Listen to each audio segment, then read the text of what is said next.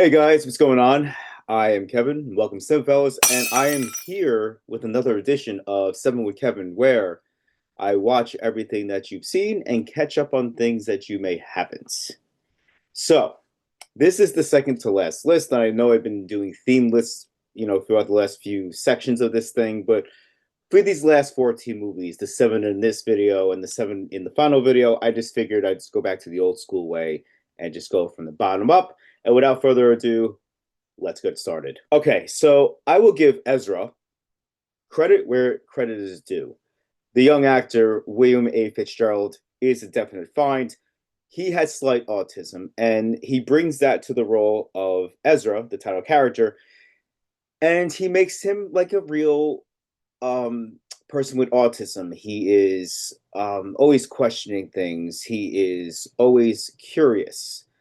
And that could come off a little annoying to a lot of people. But not to toot my own horn, but I work with special ed kids and I've worked with kids with autism. And I thought this was a very good portrayal of someone with autism. You see the good in them and you see the bad in them and everything in between.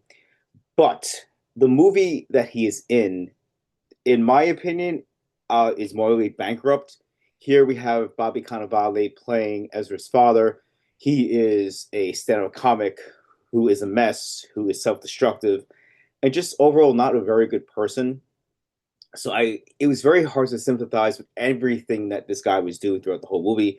That includes the main plot, which is him kidnapping his own kid to basically go cross country to film an episode as a stand-up of Jimmy Kimmel. Yes, the stuff is could be heartwarming. It could be nice. We have a good performance by Robert De Niro here. He is playing the grandfather of Ezra. But I just couldn't get over the fact that Bobby Cannavale's character is not a good person, and he puts his son in legitimate danger. Maybe it's because I work with these kind of kids. I didn't find it cute. I didn't really find it that funny. There are heartwarming moments, but I will give William A. Fitzgerald high marks for his performance. I really enjoyed him. Hope he's in more stuff coming, down the pipeline. But I'm going to give this one a 2 out of 5 conflicted hair pieces. Okay, so we have another Russell Crowe movie where he plays a priest, but this time within the movie, he is a failed actor who cannot catch a break. He is falling apart. He's self-destructive. He has a drug problem, a drinking problem, but that all stops and he tries to do better once he gets the role of a priest trying to take out the demon out of a little girl within the movie he auditioned. He is going to become an exorcist. And, this movie is schlocky. This movie is campy. This movie is silly. But David Hyde Pierce, who plays the on-set priest to make sure everything is authentic and legit. Him and Russell Crowe elevate this out of the B-level movie that it is. I heard this was supposed to go on Shudder, but at last minute they're like, oh, the people saw Russell Crowe as a exorcist. Let's throw him into another movie called that same thing, and maybe they'll come back. Again, it is very cheesy, but it is harmless fun, and I'm going to give this one 2.5 out of 5. Father David Hyde hairpieces. Earlier in the year, when I first started this, there was a movie called In the Land of Saints and Sinners. It starred Liam Neeson. And it was Liam Neeson doing what Liam Neeson's been doing for almost 16, 17 years and playing the tough guy who kick ass. But that movie had a little extra. I liked the plot. I liked the script. I liked the humor. I liked the history of Ireland. And it made something that we're also used to seeing one or two every year, a Liam Neeson film, a little bit better. Everything that movie did, this movie doesn't. Absolution is not a bad movie. It is a typical, beat 'em up with Liam Neeson playing a character who is losing his memory. This is the second time in 2 years that they've had that plot, and he must get his affairs in order, and he must try to make some type of relationship with his estranged daughter. Obviously, Liam Neeson could do the great fighting thing stuff. He could do the tough guy thing well. But the movie around him is typical. It's forgettable. Not bad, but just something I've already really forgotten. And I'm going to give this one 2.5 out of 5 Bring on the Naked Gun hairpieces. No movie has ever been like Sasquatch Sunset. This one is produced by Ari Aster. It stars Jesse Eisenberg and Riley Keough, two actors that if I did not tell you that they were in this movie, you would probably not know that they are in this movie because they are behind some incredible makeup, some incredible costuming. The movie is a simple man versus nature, or maybe I should say Sasquatch versus nature, tale of a family of Sasquatches trying to survive the wilderness, start trying to survive each other. And that's pretty much it. There are pretty gross out moments in this film, including, pee, poop, and any other liquid or solid that comes out of us. It is a short film. It's, a little under an hour and a half, but this isn't an endurance test. I don't think a lot of people would like this. I haven't recommended this to anyone besides maybe like two of my film friends. But yeah, the novelty, in my opinion, of them being Sasquatch is them not communicating in the English language. They communicate in grunts. It wears out pretty quickly, but if you want to see how this is on your own, you may feel differently. It is not a terrible movie. It is just a movie that's very hard to connect with unless you are totally in love with every aspect of the technical. And the technical is very good. The cinematography makes the land that they inhabit, which is real. They really shot this, it looks like, in the wilderness. The cinematography is great, and it added an element to the story that made this a little more enjoyable. Overall, I'm going to give this one 2.5 out of 5 Yeti hairpieces. A good coming of age story is always a joy to watch. And with my next film, Dee Dee, writer and director Sean Yang, I'm sorry, not Sean Young. Sean Young's Catwoman, or was supposed to be Catwoman. Sean Yang adds that little extra to stand out in the genre. Simply, we have Dee Dee, the main character, navigating through the mess of adolescence. We have him trying to get girls, trying to fit in, finding his identity, and trying to maintain that innocence that many lose, when they leave high school. This film takes place the summer before he is going to start ninth grade. The writer and director Yang is from Taiwan, and he injects a lot of his morals and ethics and basically culture into this film.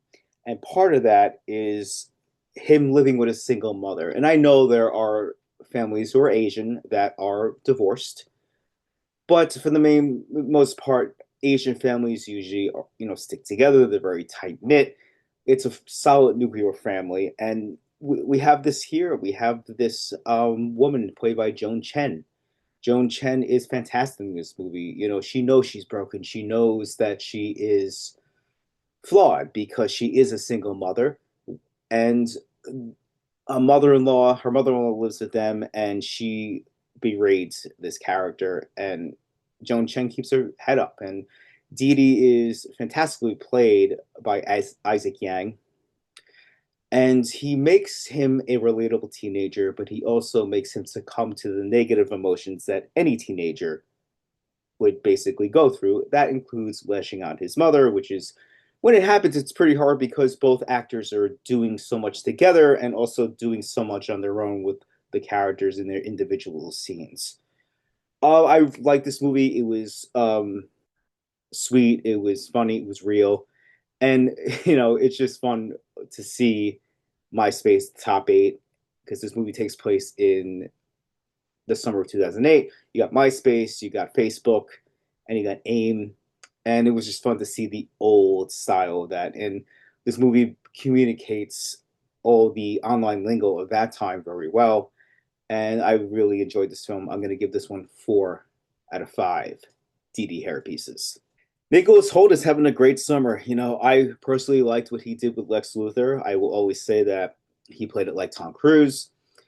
The movie's success, people know who he is, and he's enjoying a great summer of 2025. And if you want to see another great performance by him, you can check out Hulu's The Order. And here, Nicholas Hoult is playing a neo-Nazi who believes in the white power rhetoric, and him and his clan of white supremacists rob banks, they steal, they basically do all this in the name of white power, and they commit a murder near the beginning of the film, and that's the catalyst of everything starting here. And we have Jude Law coming in as a police officer with a decent American accent to try to solve the case. Along with the ride is Ty Sheridan, who is a younger actor. You may have seen him; he was in Ready Player One. I always enjoy his work. He's very good here. He stands well against Jude Law and certain scenes when him and Nick Holt basically occupied the same space. Director Justin Kurzel's crime drama is based upon a fact this really happened in the 80s. This is a true story. And the research is very well done. The technical aspects of this movie are well done. It looks great. The score is haunting in parts. The cinematography is very nice. And the production value as a whole is very, very good. And I found myself very engaged with this film. And that's what great art does. And all the performances, as I said, are great. And it is a commentary on racism and how ridiculous it is that something that happened 40 years ago, these events in this film, still exist today. Racism still is rampant and it's ridiculous, and I can't believe it. And you won't believe it, but you will believe that this movie is good. I am recommending it to you. I guarantee you'll like it. And I'm going to give this one 4 out of 5. Racism sucks. Hair pieces. Finally, I wanted to end on a very high note, a very positive note, and a film starring June Squibb. A few videos back, I talked about June Squibb and how she was completely wasted in the Don't Tell Mom the Babysitter's Dead remake, where she just came in, played a racist white old hag, and, kind of exited the film. And you can't do that with June Squibb. June Squibb is a fantastic comedic actress. She was nominated in 2013 for Nebraska, an award that I personally think that she should have won. No offense to Lupita Nyong'o, who won it for 12 Years a Slave. But in Thelma, she plays an old woman who has been scammed by a typical telephone scamming company. And inspired by Tom Cruise. Yes, that Tom Cruise. She likes him. She likes watching his movies. She decides to go out in the world and get the money back on her own. And what follows is an adventure that is funny, heartwarming, and sort of badass. I really liked the way the action sequences were done in this movie. And I'm going to try to explain it without giving it away, because part of the joy of this movie is seeing this. Thelma, who's played by June Squibb, has to do things in this movie that younger people would just find, they could do with their eyes closed, or, it's very simplistic tasks for a younger person, but for an older person who's really not familiar with technology, it's slower. The little simple things can seem like action sequences, and if you catch my drift, that's what this movie does, and that's what this movie does very well. There is a scene where she has to basically close a window, and the X's on the internet text windows don't always appear. You got to kind of move your mouse. And I really liked the way director Josh Margolin did this. And that is the energy throughout this whole movie. It is funny. It has really good action sequences. It makes me think how good Margolin would be if he teamed up with maybe a Jason Statham, a Rock, Tom Cruise. The guy has serious directing chops with action, and I would love to basically see what he can do on a bigger and grander scale. But this movie is great. It is heartwarming. It is a joy to watch. June Squibb is hilarious. And for you fans of Shaft, Mr. Shaft himself, the original Richard Roundtree, is in this movie. And I looked it up. This is his final film. And let me tell you something. He seems like he's having a great time. He's relaxed. He's bouncing off June Squibb, and they have comedic, sparring matches.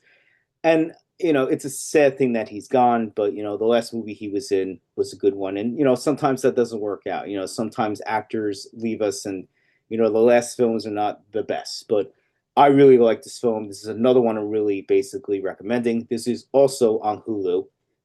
Armando, you got to check out both of these. And I'm going to give this one 4 out of 5. Rest in peace, Richard Roundtree, hair pieces. Okay, so that rounds the 7 up. And next week, or next video, I should say, We are going to be looking at the final 7 movies on this list until I basically start writing my best and worst list. I actually know what both of those lists are. I haven't written them up, but stay tuned for the next one. In the next video, we got a couple good videos. Since it's the last one, I'll give you a little tease. We got one by Woody Allen. We got one by Yorgos Lanthimos. We have one by Kevin Costner, Lucas Guardino, the guy who did Challengers. We have the sequel to the Lion King movie, which I hated, Mufasa. So how am I going to feel about that one? We have Sonic 3 and a movie called The Fire Inside, which is about a female boxer. Yeah, I'm not gonna say anything. I really almost blew that one, but anyway, tune in next time for that. Come to the website, Cinephellas.com. We're on YouTube, X, Facebook, Instagram. Come to the website, watch the videos. We do giveaways, and I write some articles sometimes. Like I'm going to start doing that again. I'm going to write little reviews for individual movies. Anyway, thanks for watching, guys. I appreciate it. I love talking film with you guys, keeping you up to date, what's hot and not out there. I am Kevin Muller, and cheers.